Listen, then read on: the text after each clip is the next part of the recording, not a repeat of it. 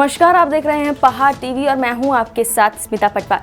चलिए रुक करेंगे उत्तराखंड की तमाम बड़ी खबरों का, लेकिन उससे पहले एक नजर आज की हेडलाइंस पर। सीएम धामी ने तिरंगा रैली को दिखाई हरी झंडी, गूंजे भारत माता के जयकारे।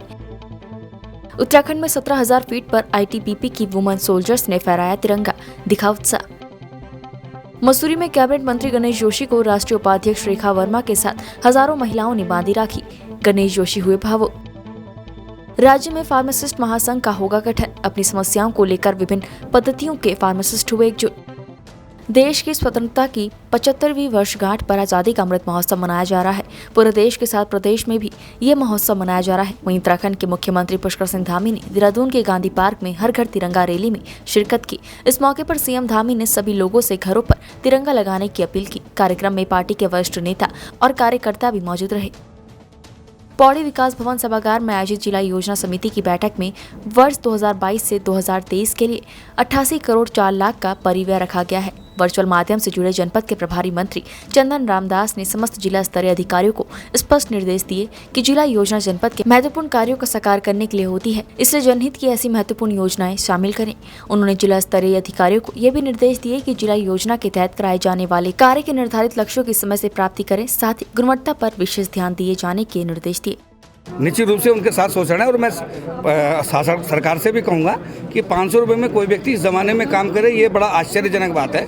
और मैंने प्रयास किया है कि उनको यहाँ से जिला योजना से भी कुछ पैसा मिले और शासन से भी दिलाएंगे। निश्चित रूप से उनके साथ ये धोखा है। जिला नियोजन समिति का प्रथम बैठक का आयोजन किया गया है। माननीय जिला पंचायत अध्यक्षा जी और माननीय प्रभारी मंत्री जी से समय लेकर इस बैठक का आयोजन किया गया। माननीय प्रभारी मंत्री जी स्वास्थ्य प्रतिकूल होने के कारण ऑनलाइन माध्यम से जुड़े थे।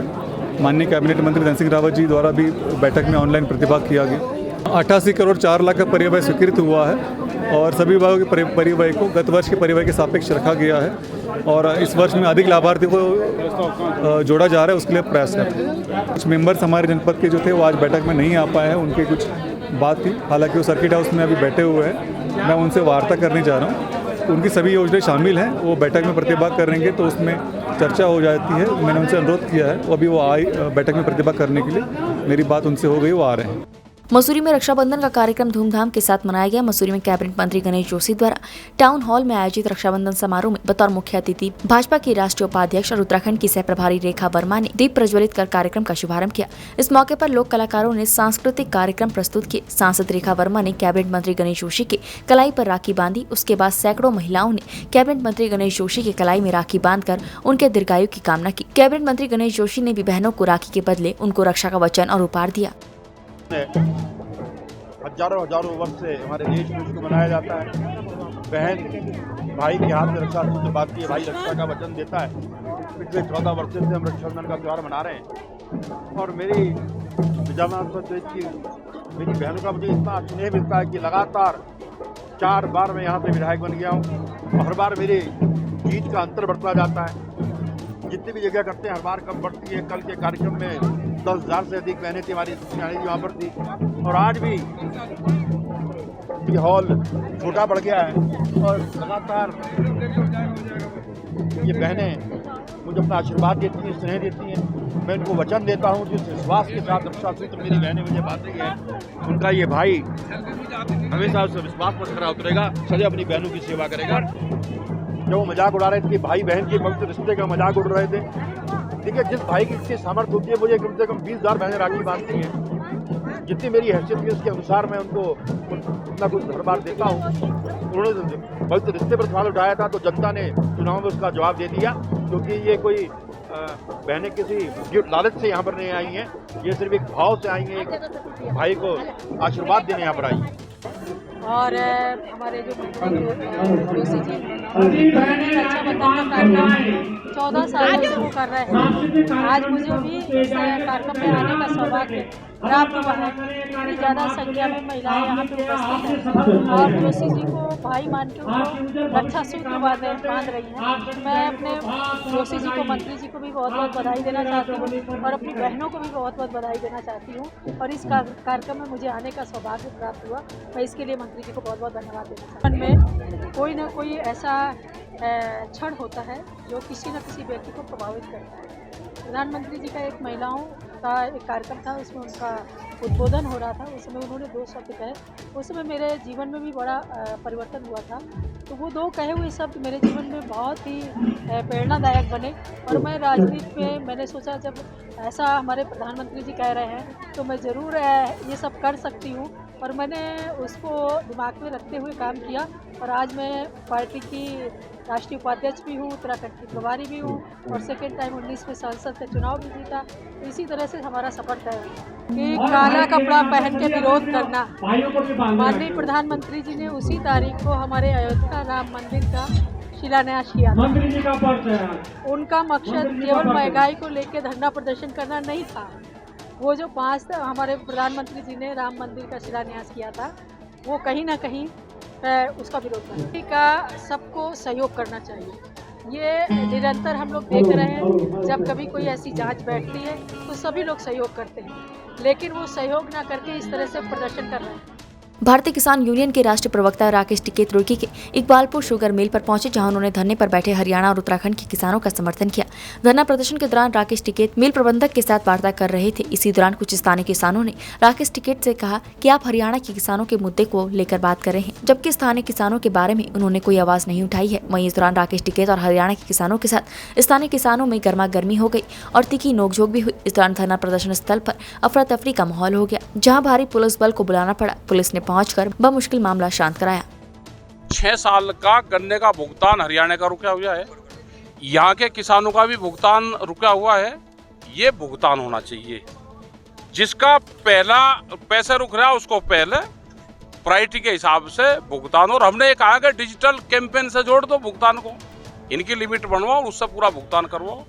मतलब ये आपस में उलझा रहे, हरियाणा और यूपी उत्तराखंड को उलझाने की कोशिश कर रहे। कुछ लोग शुगर मिल कई दिन से लगा हुआ था, जब धरना यहाँ पे दिया जा रहा, अपने कुछ लोकल के गुंडे तैयार करे उन्होंने, यहाँ पे मंच के बीच में आए, झगड़ा करवाने की कोशिश करी, फूट डालने की कोशिश करी। उस तरह के लोग यहाँ पे धरने में अगर आएंगे तो जिम्मेदारी यहाँ के प्रशासन की होगी। ये किसान अपना भुगतान लेना है, इनकी कोई गलती नहीं है। वे लोग वे हैं कि जो मिल को ब्याज पे पैसे देते हैं, कोर्ट में जाते हैं, कोर्ट में गए होंगे तो अपने लिए गए होंगे, अपने भुगतान के लिए गए होंगे। हरियाणा के किसानों के लिए कोई कोर्ट में नहीं गया।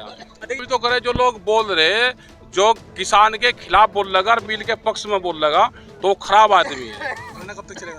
धरना तो अब चलेगा भाई, अब तो बीमारी का पता चलेगा। धरना तो लंबा चलाना पड़ेगा। अध्यक्ष जी, आपने कहा जिस तरह से आपने उत्तराखंड के सीएम है उनसे टाइम लेना चाहा। टाइम ले रहे हम, पिछला हो गया हमको 1 साल। 1 साल से ये किसान हमको कहते हैं, जब वहाँ धरना चल रहा था दिल्ली, हमने बहुत बार यहाँ के मुख्यमंत्री को कहा, लेकिन वहाँ किसी भी किसान संगठन को बातचीत करने के लिए बुलाया नहीं। हम आज भी कह रहे हैं कि मुख्यमंत्री जी को इसमें आना चाहिए। इन किसानों का करीब 70 करोड़ रुपए से भी ज़्यादा का बकाया है। इनसे गन्ना जो रेट है उस रेट में इनका गन्ना लेना चाहिए। इनसे फिर सस्ते में इनकी पर्ची बनाई। और 55 साल से कोई आदमी कैसे रहेगा, क्योंकि हरियाणा के बहुत किसान हुए हैं कि जिन्होंने जमीन ठेके पे लेके और यहाँ पे गन्ने की सप्लाई करी है। हमारे जो ऊपर अभी कहा दे रहे नहीं दे रहे और नहीं दिया जाएगा। फैक्ट्री मुक्की हो रही कदाई सोचे एकदम नहीं पत्ता कहीं झड़ जाता तुम गन्ना तो बाहर करना कोई लगता है तो अपनी मजबूरी में कह रहा है, जो कोई लगता नहीं गन्ने को हाँ कि ये इनका हरियाणा वालों का गन्ना लिया होगा, रिजेक्ट गन्ना था वो ज़बरदस्ती कैश उनका इन्होंने हरियाणा वालों ने गन्ना दिया था, लेकिन वो रिजेक्ट गन्ना था। उसका थोड़ा पेमेंट हुआ, कुछ इनका दे दिया, कुछ रह रहा। उसमें आश्वासन दिया मिल ने कि हम सीजन चलेगा, सीजन में अब इनका गन्ना निपटा देंगे। लेकिन ये जो राकेश टिकैत जी राजनीति कर रहे हैं, ये हरियाणा वाले की तो लड़ाई लड़ने आ गए आज। अरे किसान की मुआवजा नहीं मिल रहा है, जो हाईवे निकल रहा है इसका मुआवजा नहीं मिल रहा है। किसान का क्या नाम जो यहाँ उत्तराखंड में आज तक तो हमने कभी देखे नहीं है। और ये हरियाणा को लेकर आके किसानों को यहाँ लड़ाई लड़ रहे हैं। यहाँ क्षेत्र का किसान अपने मिल की सहायता, फैक्ट्री की सहायता, हमारे से ज़्यादा, इनसे ज़्यादा पैसा हमारे क्षेत्र के किसान का रुका हुआ। लेकिन हमारे क्षेत्र का किसान फैक्ट्री को ये कह रहा है कि फैक्ट्री चलनी चाहिए टाइम पर और थोड़ा थोड़ा पैसा करके हमारा दिया जा। इन लोगों का आरोप, देखो बात ऐसी है, दलाली का तो सारे देश को पता, पूरे हिंदुस्तान को पता कौन दलाली कर रहा है और कौन किसान की लड़ाई लड़ रहा है। ये तो सारे देश को पता है, इसमें तो कोई कहने की आवश्यकता ही नहीं है। सारे देश को पता कौन दलाली कर रहा है और किसकी संपत्ति की जांच चल रही है और कौन किसानों की लड़ाई लड़ रहा है। सारे देश को पता, पूरे हिंदुस्तान को पता ये बात। कहीं ना कहीं मिल को बंद कराने का भी बात की है इन्होंने। नहीं, मिल तो बंद इन पर होता नहीं, मिल तो बंद नहीं होता। यहाँ जितना भी क्षेत्र का किसान हो वो सब अपने मिल के साथ, हम गन्ना उधार भी दे रहे हैं। हम मिल अगर नहीं मिल चलेगा तो हमारा तो गन्ना वीरान हो जाएगा, हम कहाँ जाएंगे। चरखियों में तो 150 रुपये 200 रुपये क्विंटल भी नहीं लेता कोई। मिल चलेगा, हमने तो मिल उस स्थिति में भी चलाया जब 2020 में यहाँ स्थिति मिल की आएगी, देख भाई बंद हो गया, किसानों का पैसा ज़्यादा रुक गया। जब भी किसानों ने ये कहा कि नहीं आप मिल चलाओ, निश्चितकालीन धरने की चेतावनी इनके द्वारा दी गई है। हमारा अगला कदम ये होगा, अगर यहाँ से मिल को बंद कराने के उसमें हुआ या यहाँ चक वो धरना प्रदर्शन करो तो किसान जो क्षेत्र का किसान है वो इसका पूरा विरोध करेगा और इनका क्या नाम जो है पूरा हम विरोध करेंगे यहाँ से ना धरना देने के।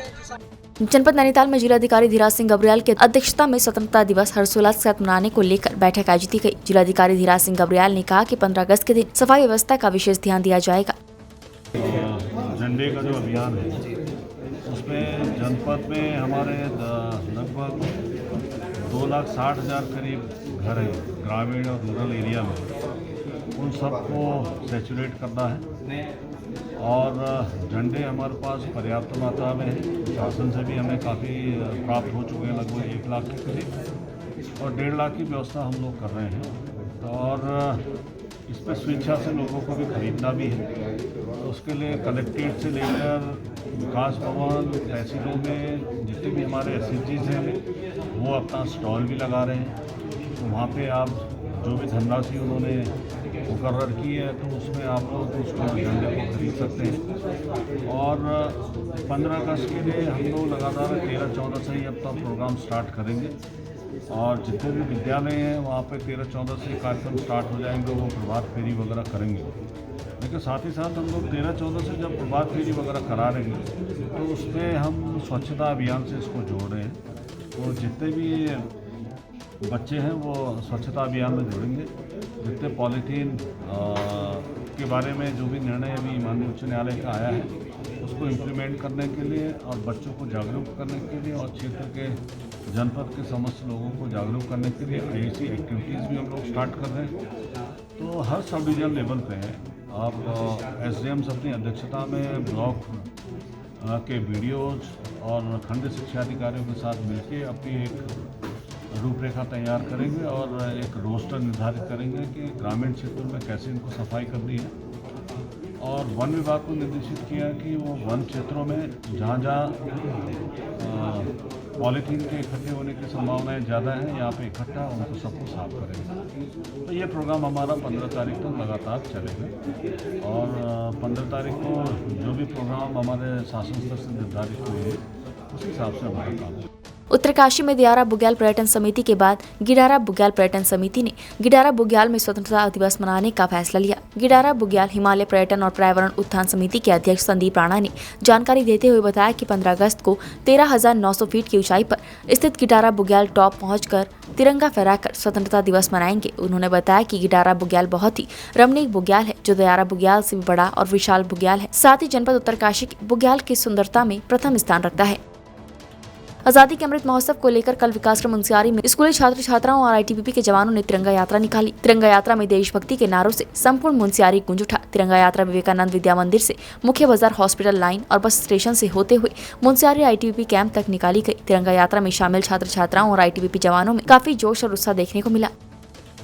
देहरादून राज्य में अलग अलग चिकित्सा पद्धतियों से जुड़े सभी फार्मासिस्ट अपनी समस्याओं के निराकरण के लिए अब एकजुट होंगे। फार्मासिस्ट संवर्ग को एक करते हुए सभी संगठनों के महासंघ का गठन किया जाएगा, जिसके लिए संयोजक मंडल गठित कर दिया गया है। संयोजक मंडल की जल्द बैठक कर महासंघ को अस्तित्व में लाया जाएगा। सोमवार को डिप्लोमा इंजीनियर्स महासंघ के संभावना भवन में सभी चिकित्सा पद्धतियों के फार्मासिस्ट संघ के पदाधिकारियों की बैठक आयोजित की गई। बैठक की अध्यक्षता डिप्लोमा फार्मासिस्ट संघ के पूर्व प्रदेश अध्यक्ष प्रताप पवार और संचालन राज्य आयुर्वेदिक यूनानी फार्मासिस्ट एसोसिएशन के प्रांतीय महामंत्री मनोज अवस्थी ने किया।